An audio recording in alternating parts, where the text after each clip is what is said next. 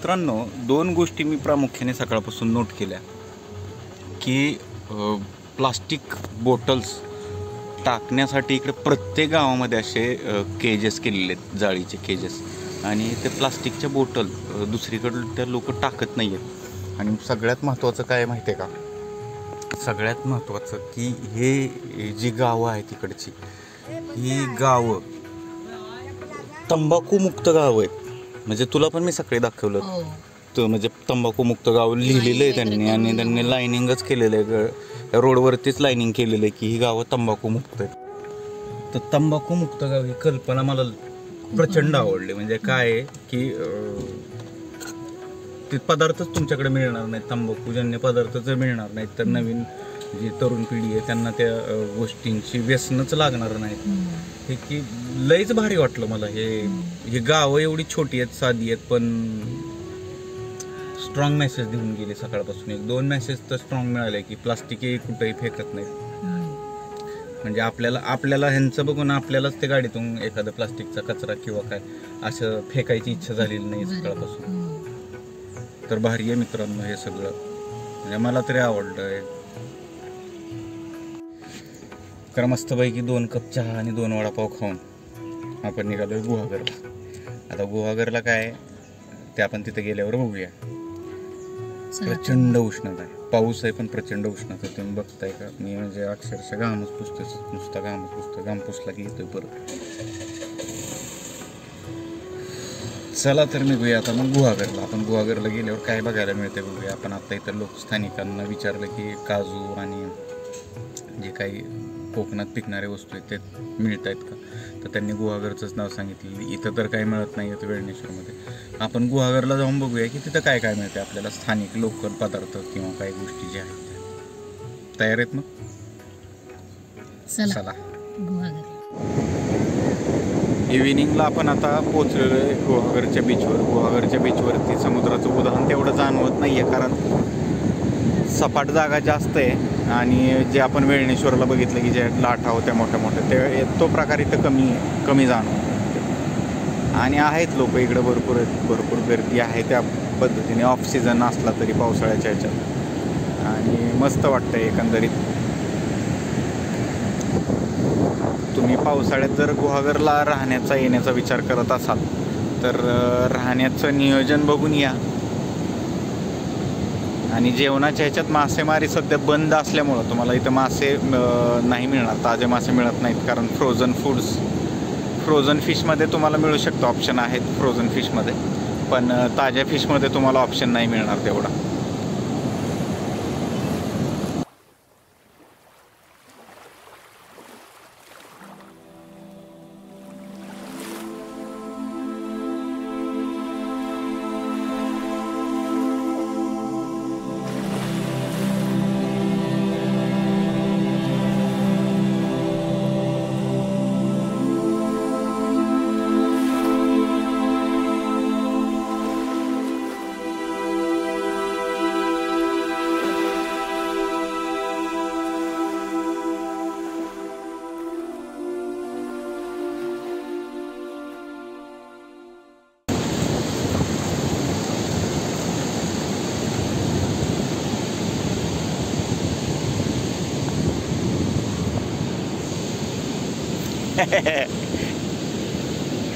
बायको म्हणते चपला गेल्या असत्या.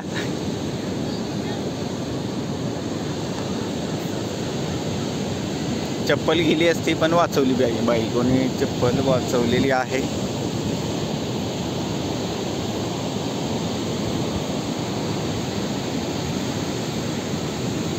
चप्पल वाचवलेल्याबद्दल धन्यवाद, आभारी आहे. थँक्यू. पहिले चप्पल वेअर करा. मित्रांनो, आपण आलेलो आहोत गुहागरच्या बीचला. आणि ठीक आहे, इकडे भरपूर जागा आहे आपल्याला फिरण्यासाठी बीचवर. जसे की आपण मागच्या बीचला वेळणेश्वरच्या पाहिलं किंवा इतर ठिकाणी पाहिलं, तिकडं अशी काही जागा नव्हती, सपाट जागा नव्हती. आणि त्यात समुद्राला उधाण आल्यामुळं तर ते अजूनच धोकादायक होतं. परंतु इकडं आहे जागा भरपूर आहे, तुम्ही पाहू शकता.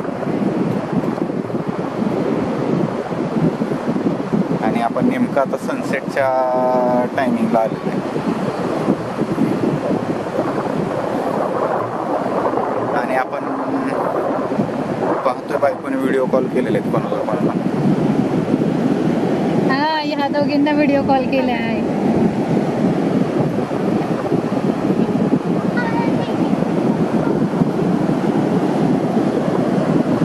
त्यांना समुद्र दाखवतीये.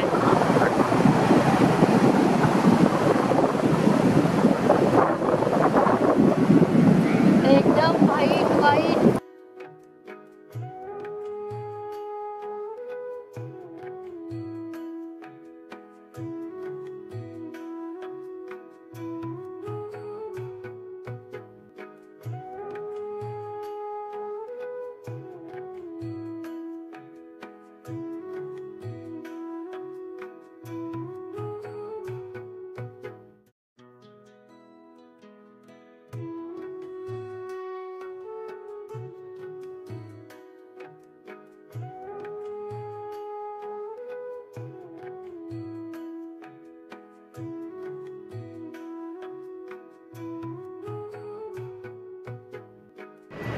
गुहागरमधून आपण पोहोचलो वेळणेश्वरच्या MTDC रस्त्याला.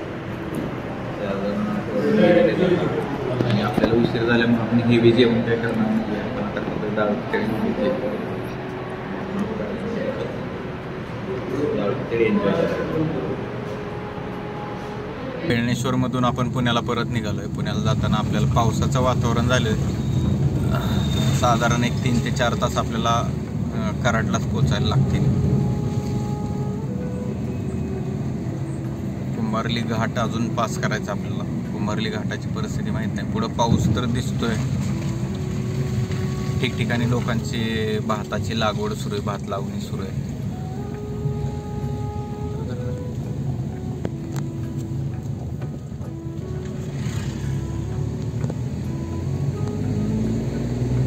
समोर पाऊस आला आता. हा आहे कोकणातला पाऊस.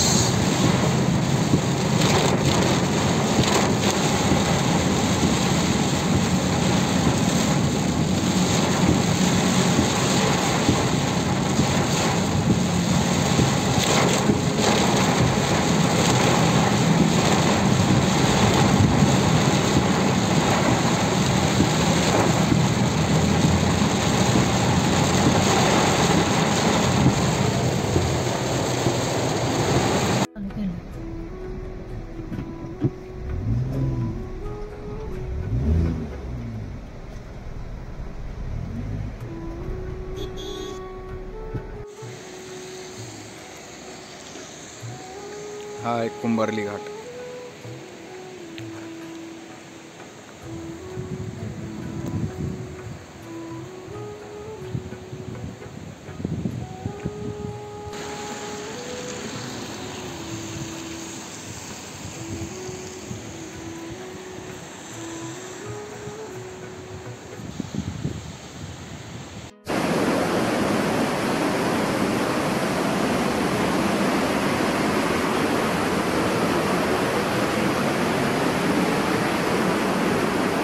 इकडे बघ, इकडे